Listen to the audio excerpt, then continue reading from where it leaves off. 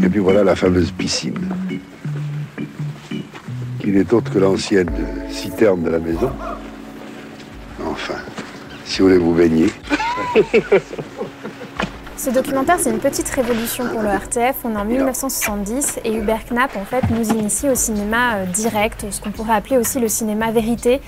Georges Pompidou est le premier chef de l'État à laisser entrer les caméras dans sa sphère intime. Et on le suit, en fait, chez lui, dans sa maison d'Orvilliers, dans les Yvelines. Il nous montre sa piscine qui, je crois, avait fait scandale. Et en fait, on découvre que c'est un petit espace, un petit bassin avec de l'eau qui croupit.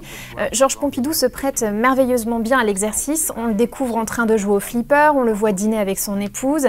Il nous confie qu'il oublie rarement que c'est un président, sauf peut-être quand il est en pantoufles chez lui.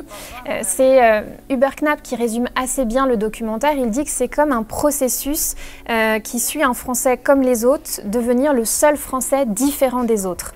Georges Pompidou va répondre aux questions de Pierre Desgroupes, qui est un immense journaliste. On va le reconnaître par sa voix. C'est très présent dans le documentaire. Ça colorise en fait ce documentaire qui est très beau. Il se regarde comme un film. Il y a une scène qui m'a marquée. Georges Pompidou est dans sa voiture à l'arrière de sa DS et il dit apprécier les bouchons parce que c'est le seul moment, d'une part, où il est seul et d'autre part, où il peut observer les Français. Donc c'est un peu ironique évidemment puisque c'est le seul à pouvoir apprécier les bouchons à Paris.